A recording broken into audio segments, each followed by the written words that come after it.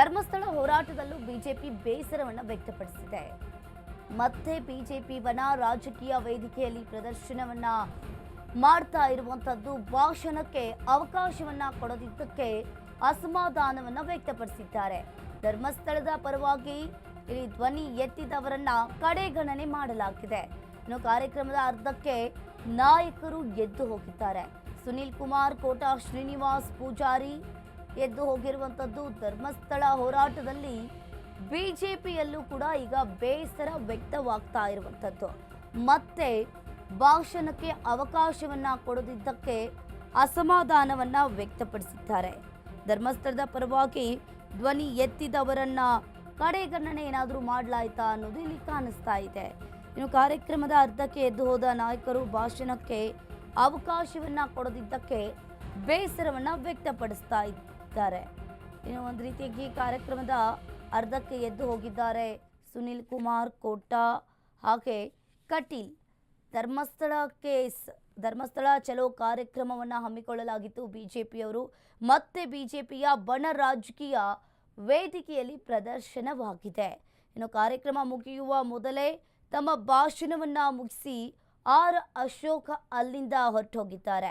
ಇನ್ನು ಸದನದಲ್ಲಿ ಗಟ್ಟಿ ಧ್ವನಿಯಿಂದ ಧರ್ಮಸ್ಥಳ ಪರ ಮಾತನಾಡಿದ್ದ ಸುನೀಲ್ ಕುಮಾರ್ಗೆ ವೇದಿಕೆಯಲ್ಲಿಯೇ ಭಾಷಣವಿಲ್ಲ.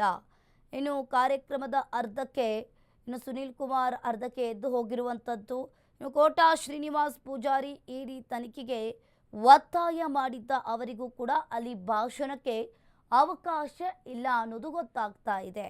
ಇನ್ನು ಅವರು ಸಹ ಅರ್ಧಕ್ಕೆ ಕಾರ್ಯಕ್ರಮದಿಂದಲೇ ಎದ್ದು ಹೋಗಿದ್ದಾರೆ. ಧರ್ಮಸ್ಥಳ ಕೇಸ್ ಇಡಿ ತನಿಖೆಗೆ ಸಂಸದರು ಒತ್ತಾಯಿಸಿರುವಂಥದ್ದು. ಕೋಟಾ ಶ್ರೀನಿವಾಸ್ ಪೂಜಾರಿ ಭಾಷಣಕ್ಕೂ ಕೂಡ ಅವಕಾಶವಿಲ್ಲ. ಕಾರ್ಯಕ್ರಮದಿಂದ ಅರ್ಧಕ್ಕೆ ಎದ್ದು ಹೋದ ಕಟೀಲ್. ಹೋರಾಟದಿಂದ ಶಾಸಕ ಹರೀಶ್ ಪೂಂಜಾ ಕಾರ್ಯಕ್ರಮದ ಕೊನೆಯಲ್ಲಿ ದಕ್ಷಿಣ ಕನ್ನಡ ಎಂಪಿ ಭಾಷಣವನ್ನ ಮಾಡಿದ್ದಾರೆ. ಧರ್ಮಸ್ಥಳ ಕೇಸ್ ಇಡಿ ತನಿಖೆಗೆ ಸಂಸದರು ಒತ್ತಾಯಿಸಿರುವಂಥದ್ದು. ಕೋಟಾ ಶ್ರೀನಿವಾಸ್ ಪೂಜಾರಿ ಭಾಷಣಕ್ಕೂ ಕೂಡ ಅವಕಾಶ ಇಲ್ಲದಂತಾಗಿದೆ.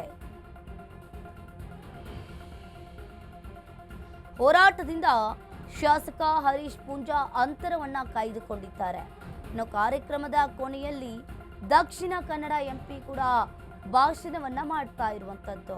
ಇನ್ನು ಧರ್ಮಸ್ಥಳದ ಪರ ಒಂದೇ ಒಂದು ಶಬ್ದ ಹೇಳದೆ ಅಂತರವನ್ನ ಕಾಯ್ದುಕೊಂಡ ಹರೀಶ್ ಪೂಂಜಾ ಕಾರ್ಯಕ್ರಮದ ಕೊನೆಯಲ್ಲಿ ದಕ್ಷಿಣ ಕನ್ನಡ ಎಂಪಿ ಭಾಷಣವನ್ನ ಮಾಡಿರುವಂಥದ್ದು.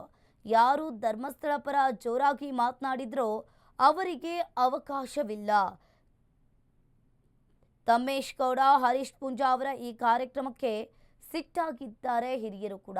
ಇನ್ನು ಒಂದು ರೀತಿಯಾಗಿ ನಳಿನ್ ಕುಮಾರ್ ಕಟೀಲ್ ಸಹ ಕಾರ್ಯಕ್ರಮದಿಂದ ಅರ್ಧಕ್ಕೆ ಅಲ್ಲಿ ತೆರಳಿದ್ದಾರೆ.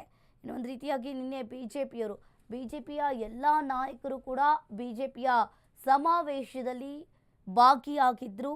ಇನ್ನು ಈ ಕಾರ್ಯಕ್ರಮ ಮುಗಿಯುವ ಮೊದಲೇ ತಮ್ಮ ಭಾಷಣವನ್ನು ಮುಗಿಸಿ ಅಶೋಕ್ ಕೂಡ ಹೊರಟು ಹೋಗಿದ್ದಾರೆ.